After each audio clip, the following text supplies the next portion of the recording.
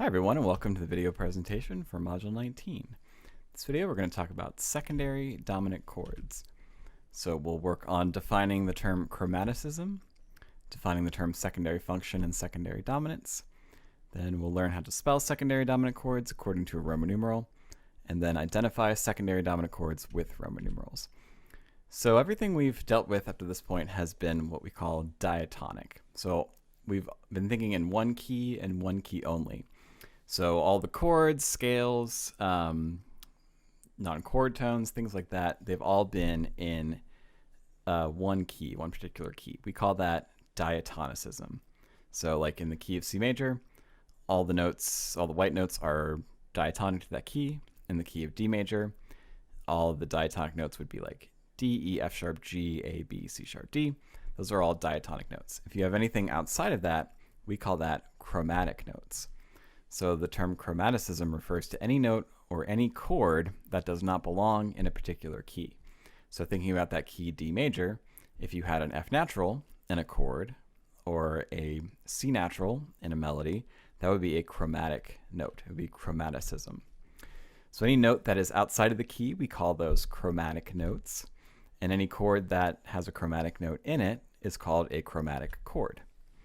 And this chapter presents our first kind of chromatic chord, which is the secondary function chord.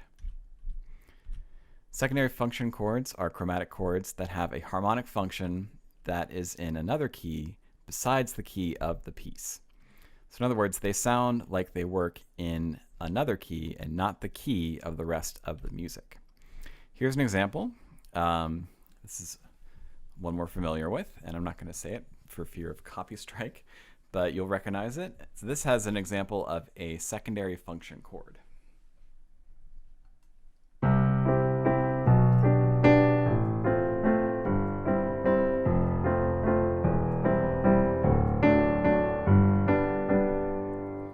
So somewhere in here, we have a chord that does not belong, does not function in the original key of the piece. And so as you remember, the key of this piece was C major. There's no sharps and flats.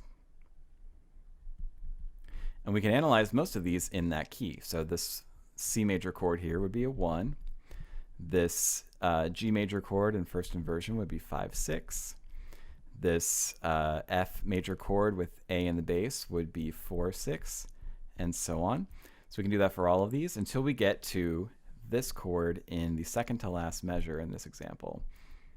So this chord has an F sharp in it. And we can analyze what it is using our chord symbols, but we can't really put a Roman numeral on it. So we know that this is a D major chord, and that F sharp would be chromatic. That does not belong in the key.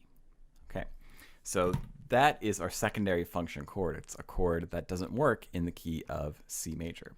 So let's explore that a little bit more. So here's our little excerpt, the two bars with our D major chord going to our G major chord. Okay, in the key of C major. So if we looked at all the chords that are in the key of C major, we'd see that we have C major, we have D minor, we have E minor, we have F major, we have G, we have A minor, and we have B diminished. Those are all the chords that belong in the key of C major. Well, like we said, this one is D, so that cannot be found in the key of C major. So that's kind of an issue, right? That chord doesn't exist in the key of C, so it has no function, right? It doesn't have a job to do in the key of C. It can't do anything in the key of C, right? It's not like the 5 chord, right? The 5 chord G, its job is to be dominant and to lead back to 1, right? Or the 7. The 7's job is to be the leading tone chord, right? And lead back to 1. Or the 4 chord is supposed to be the subdominant chord, which leads to the dominant, right? This D major chord doesn't exist in C, so it has no job to do. It doesn't have a function in the key of C.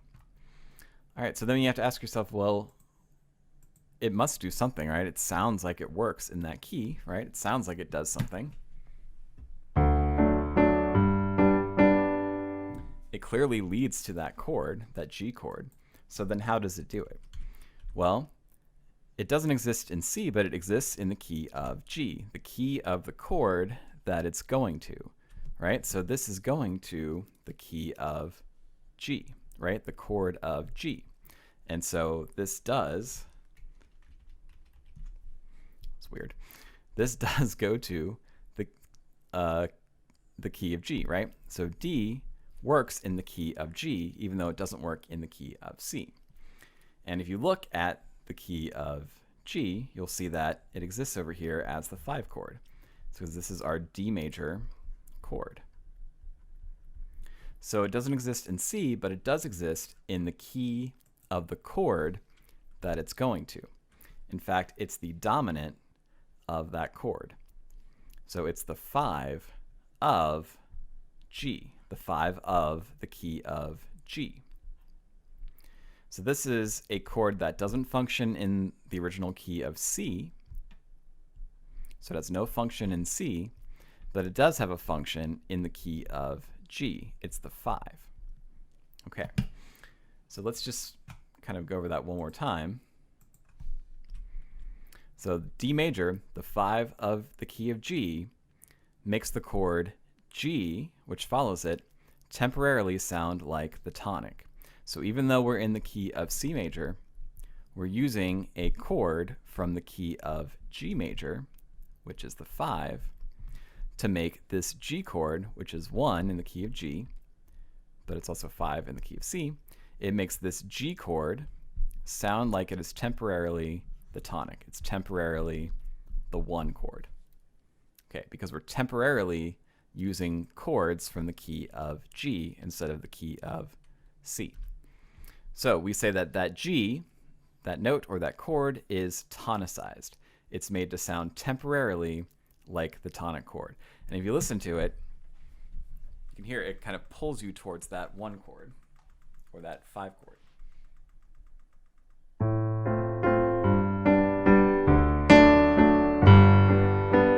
Right, so you have this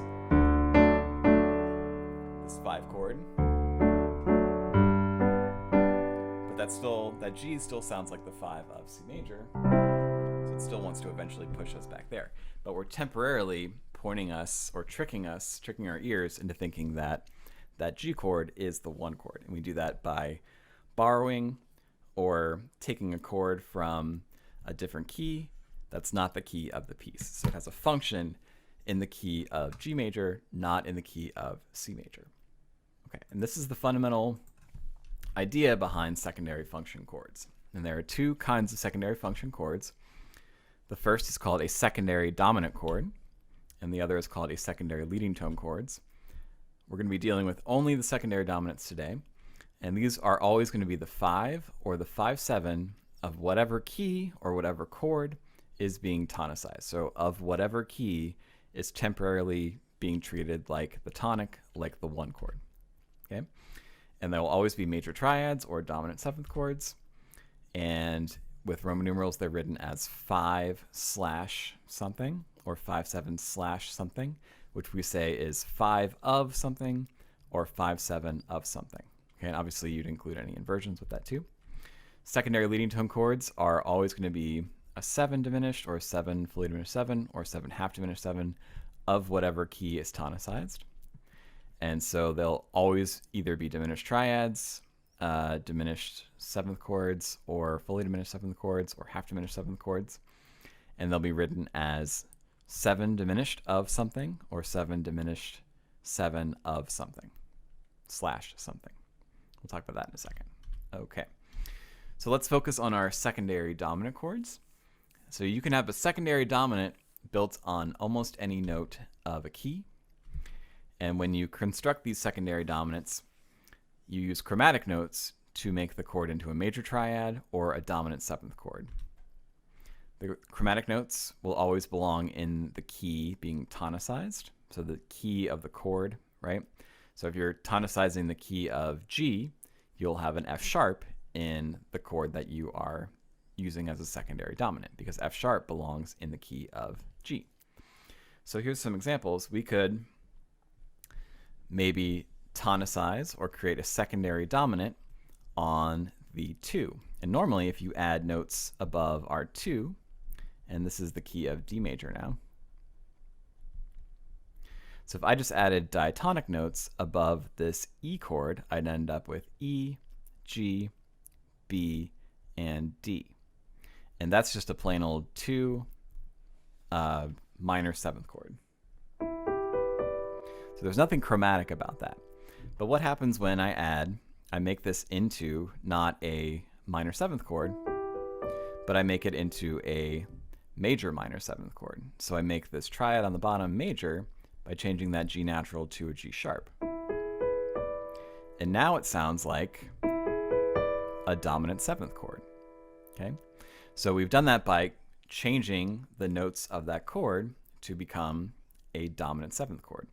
And so the question is, how does that work? So then what are we tonicizing? Well, since it's being treated like a dominant 7th chord, we could call it a 5 of whatever that leads to. So in what key is E7 the 5 chord? Well, E7 is the 5/7 of the key of A, right? If I wrote out all the notes in the key of A, the 5th one would be E. So E7 is the 5 of the key of A. So that's how you build a secondary dominant on the 2nd scale degree. You can do the same thing over here with your 4 chord. So you could add a B, a D, and then if you add the 7th, F sharp, you'd end up with a major 7 chord. But I could make that into a dominant 7th chord by changing that F sharp to an F natural. And so this creates a G7 chord, but G7 does not exist in the key of D major, right? There shouldn't be an F natural in the key of D major. So then this is a 5/7, not of the key of D major, but of the key of whatever G is the 5 of. So G is the 5 of C. So this is the 5/7 of the key of D major. Sorry, C major. It could also be C minor, right? All that matters is it's the 5 of C. Okay. You can even do this with the 1 chord. So you could add an F sharp, an A, and if you added a C sharp, you'd have a 1 major 7 chord, which is not chromatic. But if you change that C sharp to a C natural, you end up with a chord that is D, F sharp, A, C natural, which is a D7 chord. So D7 doesn't exist in the key of D major, but it does exist as a 5/7 of the key of G, because D is the 5 chord in the key of G. So we'd say that that's the 5/7 of G. And you can also do this by just having a triad. It doesn't always have to be a 7th chord. So you could turn the 6 into B, D sharp, and then F sharp. And then, you know, that D sharp doesn't exist in the key of D major. So this is a B chord. And you could just say that this is a 5 chord of whatever key B is the 5 in. So B is the 5 of the key of E. And that can be E minor, it can be E major, it doesn't matter. Okay. Notice that all the chromatic notes I'm adding belong in the key that is being tonicized, right? So if we were tonicizing the key of A major, right? The key of A major has 3 sharps in it, one of which is a G sharp. Over here where we're tonicizing the key of C, right? Key of C has all white notes, including the accidental, well, the natural note F natural, which doesn't belong in D, but it belongs in C. Over here where we tonicize the key of G, right? That only has 1 sharp, and it also has a C natural, which we included in that chord, so that's G. And then here where we tonicize the key of E, that key has 4 sharps, one of which is the D sharp, which we included in that chord. So there will always be some kind of note that is from the key that you're tonicizing. Okay. All right, so that's how we think about constructing these different secondary dominant chords, by adding accidentals that make whatever the chord is into a major triad or a dominant seventh chord. Okay, and then they're always that dominant, the 5 of whatever key is being tonicized. Okay, so how do we indicate this with Roman numerals? How do we analyze it? Secondary function chords all have a slash in them, which is pronounced of, and this also explains how they function. So the Roman numeral after the slash tells you which chord or which key the secondary function chord belongs in, and the Roman numeral before the slash tells you what type the chord is. So secondary dominant chords will either be a 5 of whatever key you're talking about, so 5 of usually Roman numeral, right? And then, or they could also be a 5/7 of whatever key you're talking about. Okay, so they always have two parts. The first part tells you what it is, so a 5, and then the second part tells you what key it belongs in. Okay, so here's our example. Again, I'll play it one more time and listen for those last two chords which are a secondary function.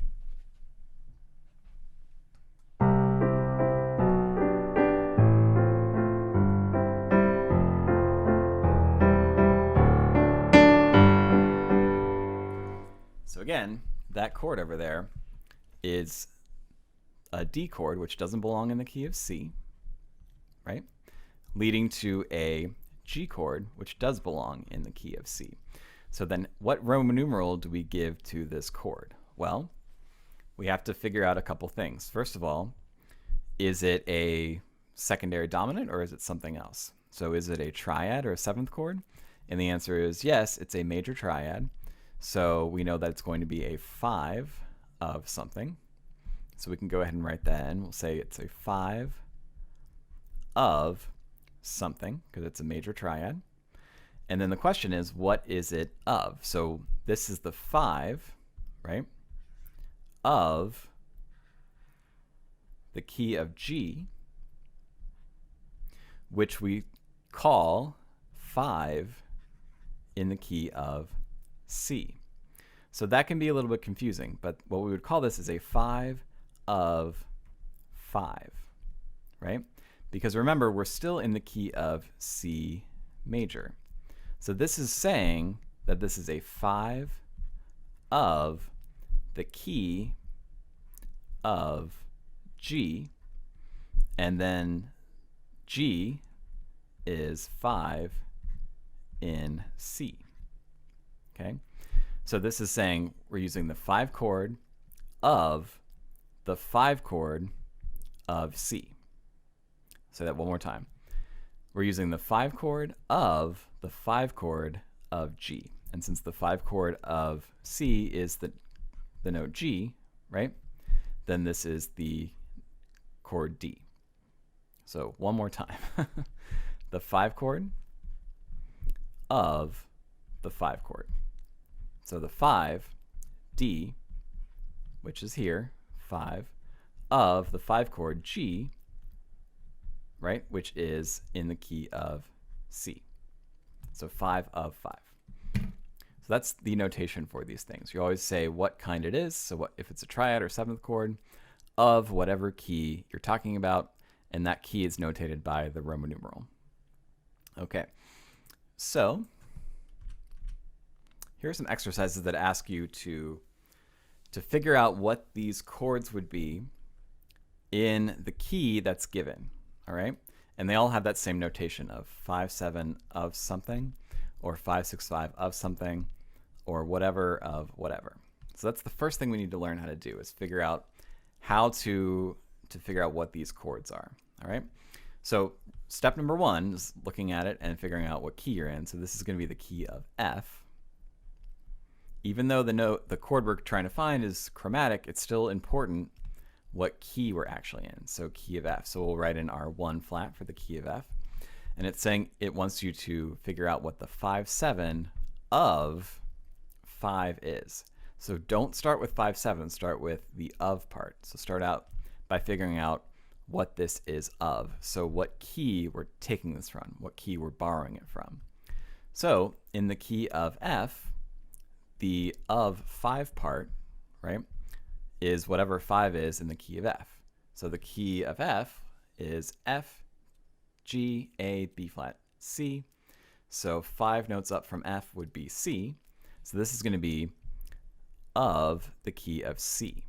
And then you can figure out what it is from there. So this wants the 5/7 of the key of C, which would be a G chord, a G7 chord.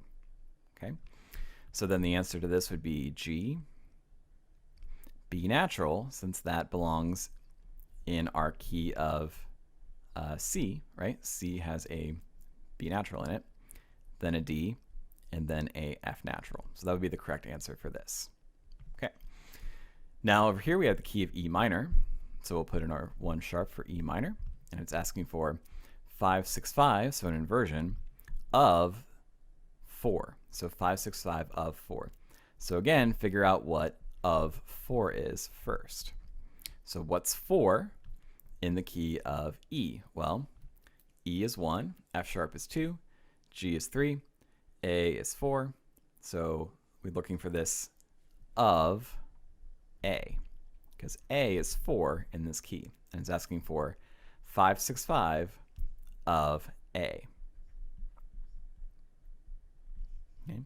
So 5/6/5 of A, and the 5 of A, count it this way, so A is 1, B is 2, C sharp would be 3, D would be 4, E would be 5, so this is going to be an E7 chord, because E is the 5 of A, and this also wants it to be inversion, so this is going to be E7 over G sharp, because the third will be in the bass. So we'll have a G sharp, a B, a D, and an E.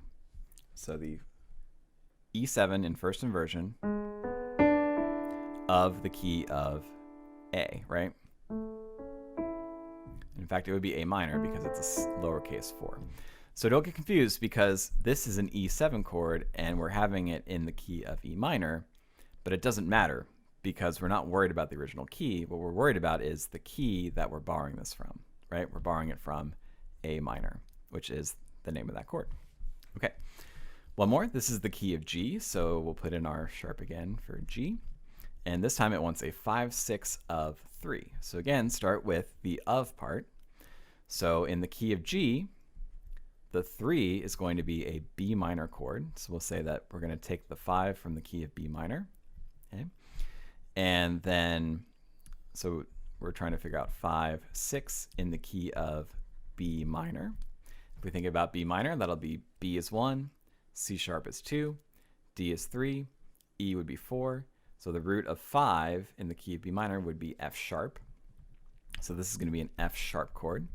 Remember that 5s are always major, so this is going to be a F sharp major chord. And it wants it to be first inversion, so it'll be F sharp over an A sharp. So my lowest note here will be A sharp. Then I'll have my C sharp. And then I'll have my F sharp. So that is my F sharp chord, which is the 5 of B minor, also known as the 5/6 of 3. So that's how you figure it out. You don't start with the first thing that's there, you start with the second thing that's there. Figure out what key you're taking the chord from, right? What the of is, what this chord is of. Then from there, you work as if you were in that key, right? The key that's on the right of the slash, and you work your way backwards from there. Okay. Now you also have to be able to identify what the chord, given a chord, you have to be able to label it using a Roman numeral. So let's look at how we do that, and I have 2 examples of that. I erase this. Okay. And so again, you're given a key. This time you have the key signature, and you're also given a chord. So the idea is to figure out what this is in the key that's given. This can be a little bit more confusing since we're not kind of working backwards. But like always, we want to put the chord that we have in root position to figure out what the Roman numeral would be, or what the root of the chord would be, and then we'll figure out how to label it. So how to figure it out. Now these will all be secondary dominant, so they'll all be of something. So we'll always have a slash in there. So let's put this in root position. And so this is the key of B flat, and my chord is D, G, B natural. Okay, so this will be in root position G, B natural, D. So this would be a G major chord. Okay, so G major does not exist in the key of B flat. So the question is, what would we call this? And we know that since it's a major triad, it's going to be a 5 of something. So what is G the 5 of? So just think down from G 5 steps. So G, and then down a step would be F, down another step would be E, down another step would be D, and then we'd end up on our 1 chord, our temporary 1, which would be C, right? So G is the 5 of C, and C, since we're still thinking in the key of B flat, would be the 2 of B flat. So this G chord would be a 5 of 2, a 5 of C in the key of B flat. Then you have to account for any inversions, and this was not in root position, so this was a second inversion chord. So the answer for this would be 5, 6, 4 of 2. Okay, and then one last one. This is the key of A major. And again, you want to make sure that the chord you're looking at is in root position first. So to put this in root position, looks like I have to take that bottom note and move it to the top. So I'll end up with a chord that's B, D sharp, F sharp, and then A, which is a B7 chord. Okay, so then what is, and what key is B7 the 5/7? Well, you can figure that out by just counting down from B. So B would be 1, down a step from B would be A, down a step from A would be G, F sharp would be 4 steps down, and then finally 5 steps down from B would be 5. I'm sorry, E. So this would be 5/7 in the key of E. And then what is E in the key of A? Well, that is going to be a 5. So this will be 5 of 5. And again, you need to count for sevenths and inversions. So this was in third inversion, so this would be 5, 4, 2 of 5. In other words, 5, 4, 2 of the key of E, the chord E, which is 5 in the key of A. Okay, so there you go, some good examples. Now we'll be doing more of this in class. And other than that, thanks for watching and have a great day.